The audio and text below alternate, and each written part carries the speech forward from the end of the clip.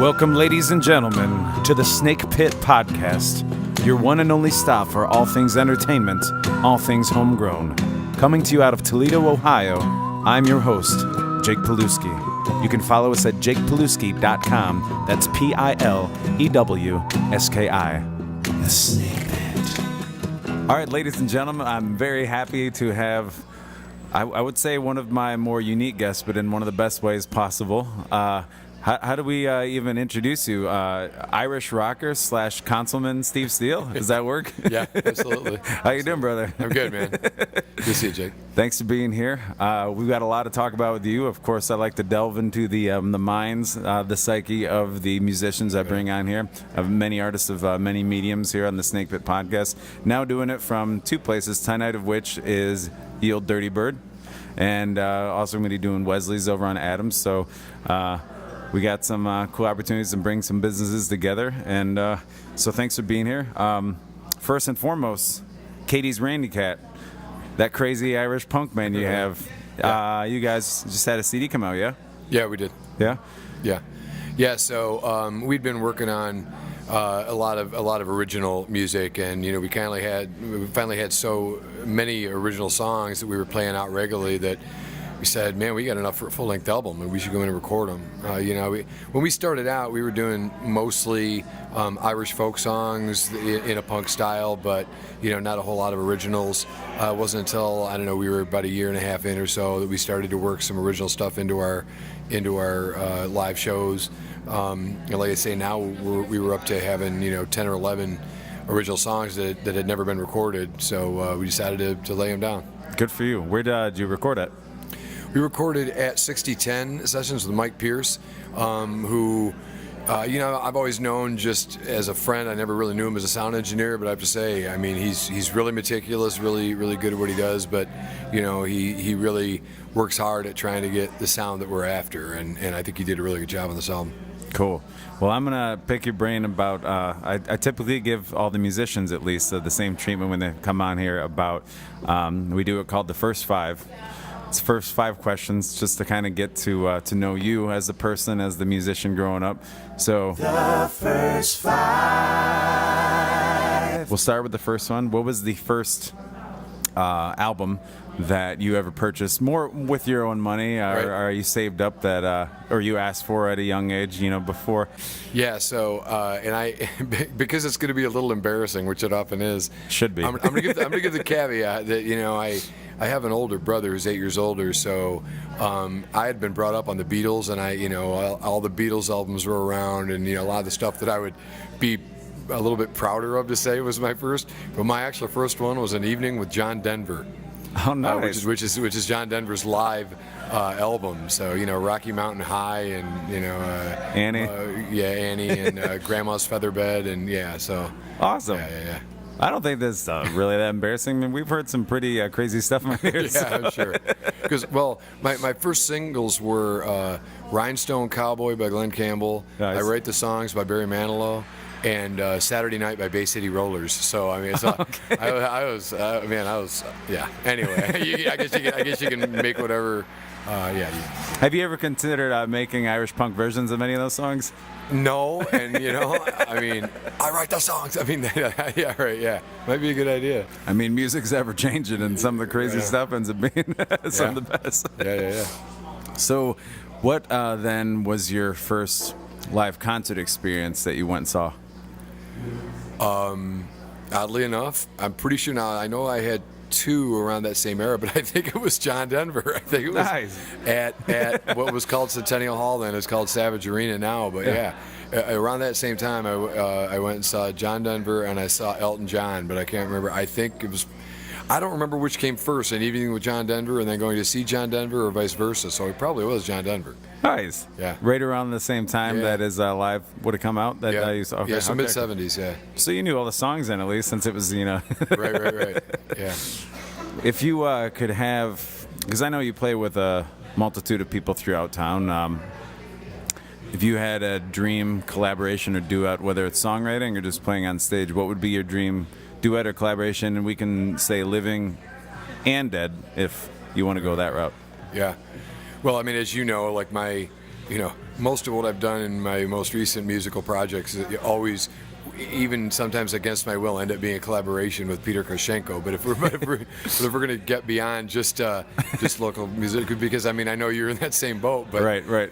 But so I would say, and I'd have to think broader than this, but the musician whose songwriting skill and the direction that he went as a songwriter, but also musically, it would be John Lennon. And I think, because of some of the things that, growing up a huge Beatles fan, some of the things that he said about songwriting in terms of, that the music and the lyrics should go together, and that it's sometimes the vocals are actually instrumental in themselves, and that kind of thing. And then what I always remember that he said about his musicianship, because he always said he wasn't the most technically skilled player or singer, but the way he always described it is, but I can make it fucking howl and move. And and that's what I think of myself, both as a player and a singer. I may not have the most melodic voice, and I may not be the most skilled keyboard or accordion player, but my goal is to make it fucking howl and move. Right. A lot of time, that's a big part of just finding your niche and finding what works. And you do it very, very well. That's joy come out and see you every time. Whether you're doing the old Irish folk tunes, or you're kicking them up and making them loud and heavy, and right. Either way, it's a fun time. So that's cool. What's your most embarrassing moment? And then we'll make it a double parter. And then what would be your most humbling moment as a performer or artist? I have to think of some that don't include alcohol, because most of the time we all get there.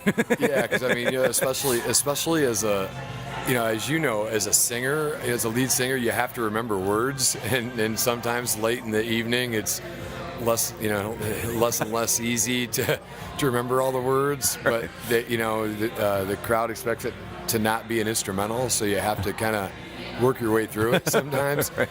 I can remember a show where I just couldn't remember lyrics, and we just had to keep playing the same song over and over again, because that was the only one that I could remember the lyrics to. And then, from a musical performance perspective, I was Conrad Birdie and Bye Bye Birdie back when I was in high school. Oh, yeah. And, one of the scenes that was like kind of a gold lame, like very tight-fitting suit. I don't even remember which song it was, but I was supposed to kind of go down. I couldn't do the full splits, but kind of go down and do a semi-splits. And it was absolutely the splits, because the crotch of the pants like just completely ripped out in the middle of a song, and the show must go on. So I don't know how embarrassing it was, but Right. But it happened. That's obviously enough to where it stuck with you too. Remember, that was a long time ago. It was a long time ago. Do you have a humbling then experience? Right. As a for me, and in part, but you alluded to earlier. Obviously, I was on the news again tonight. I'm prominently known as a elected official around town, and usually when people know me, they know me from seeing me on the news, or seeing me in that public role. It's always humbling when people know me for our music. When people. Oh yeah, you're the lead singer of Katie's Randy Cat. You guys are awesome. Or when people actually recognize the musicianship and the musician side, and that moves them, and they enjoy it. And as when you're on stage, you feel like you're connecting with the audience, and if you're not connecting, it really sucks to perform. And when you are, it's like golden.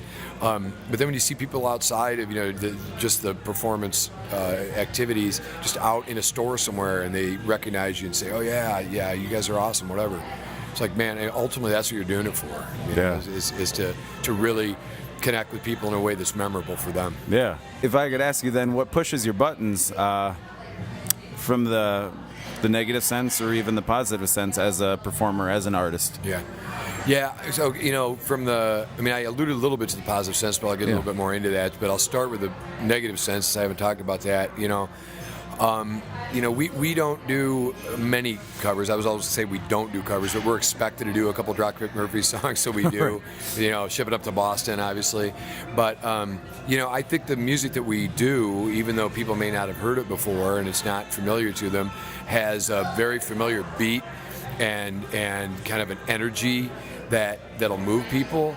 And my pet peeve is seeing people in the audience will start to jump up and down and then like look at the people they're with a sort of self-conscious look, and then like giggle and stop. And it's like, man, trust your butt. If your butt wants to move, right, let your butt move. And give more whiskey or something. Yeah. Whatever it takes to loosen up a little, because you want to dance, just dance. Yeah. So that it bothers me when people are too self-conscious to respond to music in the way that they just viscerally want to respond, and because music is I think to an extent an intellectual experience, but to an extent it's much more primal than that. It gets really down. Obviously people have been creating music since there have been people, and so I want people to have that primal experience. I try to write lyrics that mean something, and if you really read them, I want them to read to some extent as a poem and as a story and something that grabs you intellectually also. But a live performance, when we're just blaring out loud, it should move your body every bit as much as it moves your mind and soul. And so in those instances when you can see that people are really connecting in that way, where, like I say, it's really connecting to mind, body, and soul. Those are magical. And every musician, obviously you've had them, I've had them. Every musician gets driven by the fact that they sometimes connect with the audience in really basic ways that make us all human.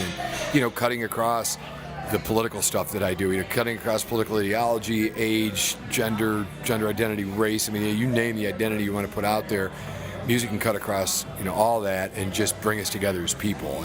And when that happens, it's really magical. I could not have said it better myself. That I promise you. Right. And I agree 100%. And we've talked about it before on here with different artists that we'll listen to tunes that completely instrumental, classical. Sometimes it moves you, just like you said with John Lennon. Sometimes using the voice being, the string instrument. And that's why it is universal, because you listen to something, well, you've played in Rock the Casbah. I think that was probably the first time I ever saw you, and you guys do worldly music all over the place. And I was sometimes more moved by the stuff. I had no idea what the words were. Yeah, right. But there's emotion exuded from what the instruments are doing, the brotherhood and sisterhood that's happening on stage, and just all these different movements that, no matter what culture, religion, anything, you can understand that.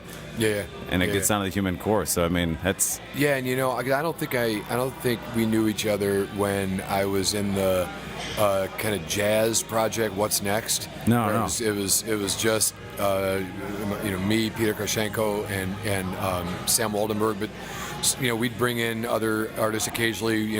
Sometimes we'd have spoken word over top of it. But most of what we did was just straight up instrumental, and it was, true straight improv a lot of the time, where I'd just have a little riff running around in my head, and I'd just start that on the keyboard, and then Peter would interact with that, and Sam would start playing, and we'd just see where it went from there. Or sometimes we'd start with Eleanor Rigby or something, or something recognizable, and then just start riffing to the point where if you picked up in the middle of a song, you would never have thought, that came from them starting on Eleanor Rigby. It's just Peter and I would just start interacting. He'd do a riff, and then I'd do a harmony to that riff, and then he'd play off that. And it was, sometimes it was horrible, but I hope that most of the time it was really cool. And people tended to really get into it. We used to do it every Thursday night on Wesley's patio. Oh, cool. And it would be pretty crowded.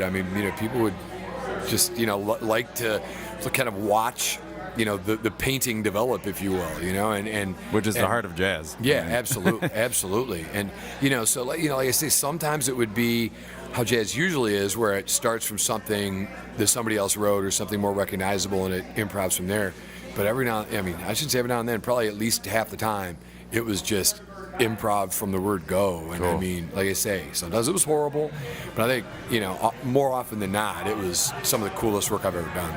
Well, you have to fail a few times to find brilliance along the way. That's absolutely. Cool. So we've talked about a lot of the you as a person now. Going back to even far is how long you've been playing music. How did you start getting into performing music versus just enjoying it as a consumer? Yeah. So, I mean, my first instrument was the trumpet, and I took trumpet lessons all through high school. I was in marching band and concert band and athletic band, etc. All through high school, all through college. Went to BGSU, played trumpet, all through that. And I mean, so that obviously, that was all performance oriented, including, playing in front of tens of thousands of people at football games in college.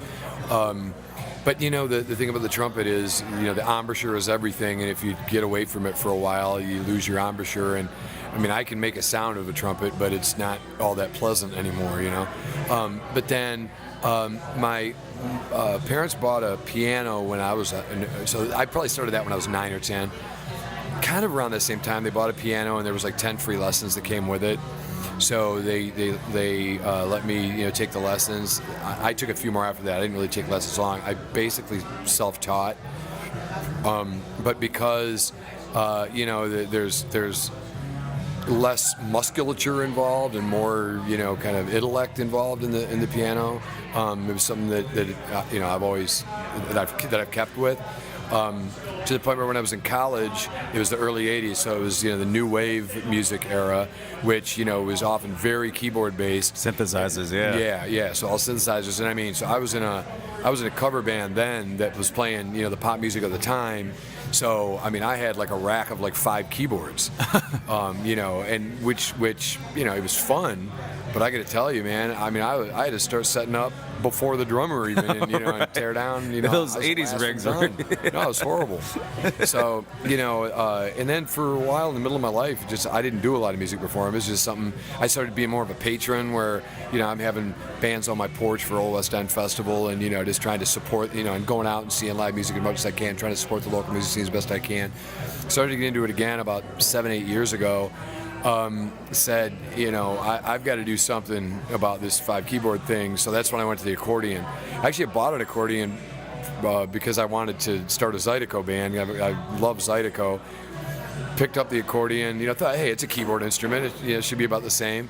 I mean, I'd pick it up, put it on. I have no clue what to do with this thing. I just take it back off, So it wasn't until I got into Rock the Casbah where, I had to learn the accordion. I mean, I had to teach myself. And so, I looked on the internet and figured a few things out about what to do with the bellows and how to, make any sound out of this thing. And now I've played it so much, I kind of have become an accordion player. I mean, absolutely. People know me as now. So anyway, so I've been performing, so I started performing at a young age, then took kind of the middle of my life off from that and did other things, while still, retaining that love of music, and then have kind of gotten back into it over the last few years. When did you decide, or has it always been a kind of music you liked? When did you decide to go for the Irish and go for the Irish punk? When did you make that decision? Right. So, I mean, if if I started listing off musical influences, I like obviously you said, Rock the Casbah is all world music. I mean, I've been in a jazz project. I've been in a new wave band. I mean, I like all kinds of music. I mean, my musical tastes are varied, and so, Irish punk was one of them. I mean, I liked the Flogging Molly and Dropkick Murphys, etc. But the way it really came about was there was a year that St. Patrick's Day was on a Sunday, and Manhattan's in town wanted Rock the Casbah to play a show on Saturday, and just working a lot of Irish music, but it would still be our broadly, world music, just with, a little heavier on Irish.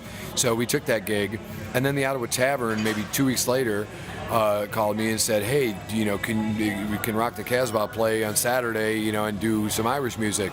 Well, we had already been booked. So I hung up, and then I thought of, I know a lot of musicians around town. I've put like kind of gig bands together before. I called them back and said, well, Sunday is actual St. Patrick's Day. Can I put together like an Irish punk group? And they said, sure, go for it. Well, it didn't go well, in part because it's people that came together and we only had one practice, and there were people in the band that just didn't even really know the songs. Right. And so, it didn't go that well, but some people that were there said, hey, we see some seeds of possibility here, and if you really want to get serious about this, we'd be willing to join you and be in the band. And so, what started as a kind of one gig, putting just musicians together who had never done this before, turned into, within about, I guess 2 months later, we had our first gig as Katie's Randy Cat. That first iteration, by the way, was called Frog Kick Murphys. So yeah. But a little Toledo nod. Yeah, right. Yeah. So where did the Katie's Randy Cat name come from? I started to think of Irish-sounding names that had sort of double entendre meanings, and so it came down to, it was either Maggie's Dirty Laundry or Katie's Randy Cat. And the nice thing about Katie's Randy Cat is that it lends itself to abbreviation well. Yeah. KRC. All right. It like flows off the tongue. MDL doesn't.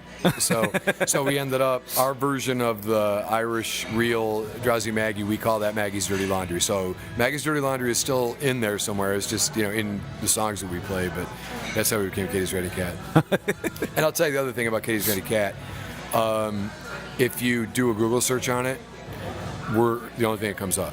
So our... Well, that's great for marketing. Oh, absolutely. Our Facebook is Facebook/ Katie's Randy Cat. Twitter / Katie's Randy Cat. Reverberation / Katie's Randy Cat. There's no numbers. Yeah. You don't have to worry about anything like that. And and for marketing purposes, we're the only Katie's Randy Cat out there. Right. So unmistakable. Yeah.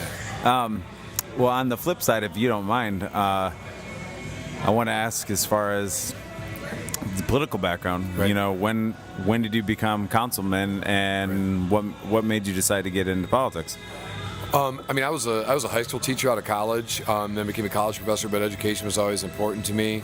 Saw some things happen at the state level that I disagreed with in the educational realm, high stakes testing being probably the biggest one, and decided to try to get in the game to make a difference. So I originally ran for school board in 2001, ran as a Green Party candidate, did the best that any non-Dem or R, it's not a third-party candidate has ever done in a first election. Got almost 11,000 votes and finished last.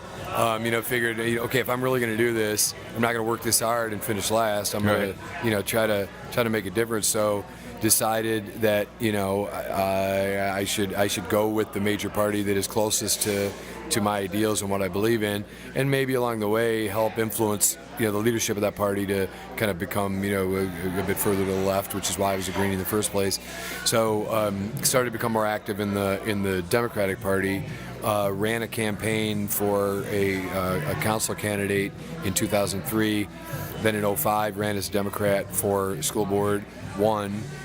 Was on the Board of Education until 2009 when there was an opening on council. Got appointed to that, ran to keep that seat in 2009, and then I've been a councilman ever since. And to the point where I went from being a third-party candidate to getting within the local Democratic Party. I think influencing it to some extent to be progressive to the point where I was elected chair of the party in 2014. So I actually rose up into leadership of the party. And eventually, now this is my third year as president of Toledo City Council. So, I figure if you want to influence the game, because there's several ways, but one way is to be inside the game, and that's what I've chosen to do. And what a great way for you to do it, from being inside the game, and then also being a musician, where you can spread a message, a completely different medium. Right. That's that's brilliant. Yeah, and it's funny because the chorus of the title song from our CD, the CD is called Irish Reply, and the chorus of that is "To hell with politicians who steal from the poor, and to hell with the bosses who always want more." So it goes, it's a furtherance of my political bent. So do you find yourself then as because are you the predominant songwriter when it comes to KRC? Yes. And did you find that you're often naturally politically charged, when you're writing, or is it? I think, and I hadn't really thought about this until I was writing the liner notes for Irish Reply, but, I think one of the things that attracts me to Irish music and then Irish punk music is because the Irish have been oppressed for so long, there's always songs in Irish tradition about rising up against oppression and about rebellion and about standing up for what you believe in, etc. So not only in the traditional songs that we do, but then also as I write songs in a traditional vein, it automatically lends itself to basically two things: rebellion songs and pub songs. Like brotherhood, sisterhood, and sitting in the pub and sharing ideas and sharing drinks and etc. And I mean, since those are the things that I like to do the most with my life, it makes a lot of sense to some of the songs are about being in the pub with a group of friends and sharing ideas, and then the others are about rising up against the oppressor. Yeah. So in the liner notes I point out that being Irish is a metaphor for not allowing yourself to be beaten down, and for never acquiescing to the display of power by the oppressor. I dig it. And I figured as much too, is because that's listening to, punk music in general in its Right. tradition, and then obviously Irish form. So, where can we check out KRC live? Where can we find the album? Right. So the album, we had a release party in December, and then soon thereafter, a record label out of Brooklyn, least of all Sound Recordings, wanted to release a limited edition lathe cut 7-inch vinyl Cool. of two of the songs. So the full general release of the CD is sort of on hold right now, while the single's out. So that the single can help promote the CD, but we don't want the single sales to be hurt by the CD sales. So and so in the contract is a limited exclusivity clause that we can't do a full release of the CD until the online sales of the single have sold out. So that's available at Least of All, which is LEESTAVALL, soundrecordings.com. And you can, like I say, you can get the limited edition. There's only going to be 40 of them printed, so when those are gone, it won't be redone. And then once those are sold out, then the CD will go into full release. And the easiest thing is either to come to one of our shows and get it there, or get in touch with us on Facebook. Again, it's just facebook.com/KatiesRandyCat. Our email is katiesrandycat@gmail. Like you say, just do a Google search on Katie's Randy Cat. You'll find us. You get essentially your business card info just in the initial search. Absolutely. And then, so our next show is February 18th, right here at the old Dirty Bird. Nice. And then we've got obviously a cluster of shows around St. Patrick's Day. We play on March 11th at the Toledo Harley Davidson out on Central for their spring festival. On St. Patrick's Day, in the late afternoon, early evening, we're at O'Shea's over at Sylvania and Upton, and then at night 9 to 1 we're back here at the Dirty Bird, and then the 18th we're down in Findlay at Logan's Irish Pub. Cool. So yeah, that's there. Those are the upcoming gigs. And I was gonna say too, do you find it very, very easy to get some of those St. Patty's Day gigs? Because how many people really in the whole Northwest Ohio, Southeast Michigan are truly playing Irish music? Playing what we do, exactly. Especially the fun, the really, like, because St. Patty's Day has become, as you know, how many people really understand the Irish traditions behind it? In the U.S., it's going out, having a loud, good time. Yeah. And there's some good Irish music that's very chill that I've heard over time around town. But talk about kicking and screaming and having a hell of a time. Well, right on, and hopefully we combine the two. We combine the Irish tradition with just a kick-ass good time, and so you can go out and have fun. It's kind of a double-edged sword in that it's real easy to get gigs around St. Patrick's Day. It's been a little bit more difficult to get gigs not on St. Patrick's Day. Right. So, people tend to ghettoize Irish music, like, oh, you're an Irish band. What are you doing St. Patrick's Day? I was like, what do you think we're doing St. Patrick's Day? But the music is just as good in April and May and June, and so it took a little while to convince people that Yeah, we're an Irish punk band, but first and foremost, we're a punk band. Right. So I mean, if you just want good rock, good punk rock music, that's what we do. It just happens to have an Irish tradition behind it. So, and that's where a lot of its roots are. yeah, absolutely. And so, like I say, it's taken a little time, but I think as we've gotten a bit more notoriety and gotten more of a following, our opportunities have definitely gotten a lot broader. Well, plus too, I mean, you have the opportunity as somebody who plays an acoustic instrument like the accordion, and you sing. You can team up with two other people. I saw you last St. Patty's Day over at Manhattan's. It was one of those things that I wanted to go out and hear Irish music, and I wanted just hang out, have a beer around, I think it was like 11 a.m., maybe 11:30 or something. Yeah. And I got to sit there, and you were playing traditional Irish folk, and that was wonderful too. So I mean, right on. You have the opportunity. You still do, some pick-me-ups like that, don't you? As well absolutely. as like 2-piece, 3-piece. Yep, absolutely. Yeah. So right. If there is a venue that wants it to be a little bit lower key and not quite as loud and raucous, obviously, it's easy to tone it down. If that's what is needed for the specific event. Yeah. Well, cool. Well, clearly you've.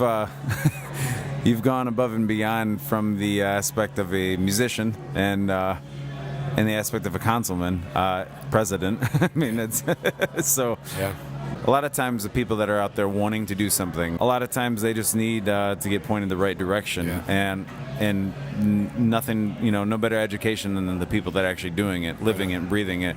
Do you have any kind of advice for people that are aspiring to make art, to get out in the community and do something, to get out and make a political effort, or I think that Toledo is in general a very welcoming, inclusive community where perhaps there are exceptions to this. I've heard rumors of exceptions to this, but in my experience, the rule is that like Toledo's music scene is very, very welcoming and supportive, and that's why I've done so many collaborations with different people and different groups, etc. Because as long as you don't have a big ego, or you're not a big time jerk, I mean, you can get into the scene and you can find collaborations, and you can find places to play. You can find people who are willing to help and mentor you and bring you along, and etc.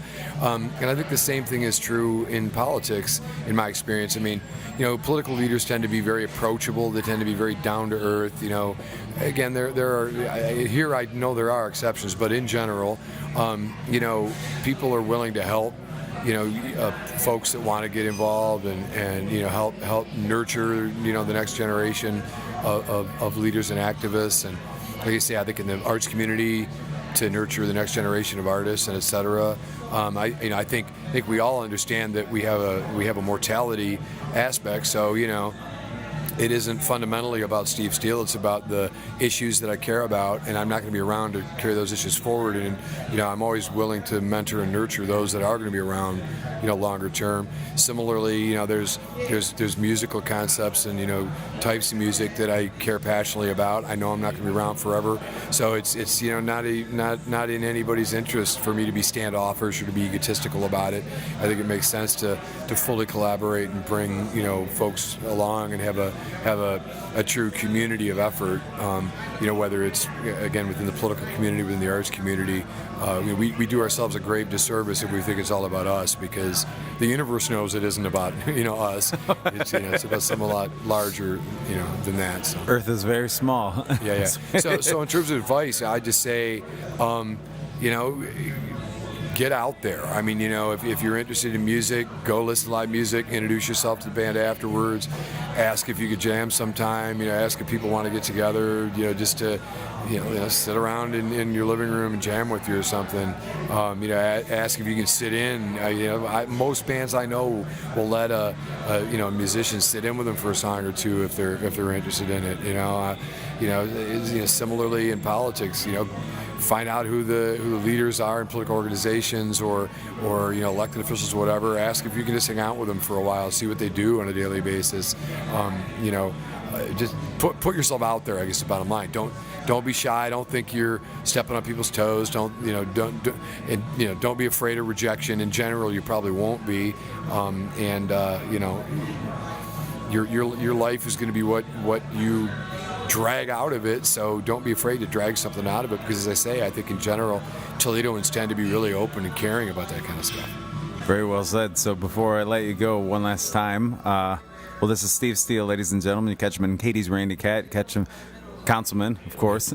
Catch me on the news. You can catch him on the news. You can get, if you need an accordion player, I mean, I know I'll need one eventually. Right on. I'm here for you, Jake. Right? Yeah. Thanks for being here. Before I let you go, I just want to ask you one last thing. Next 5-10 years,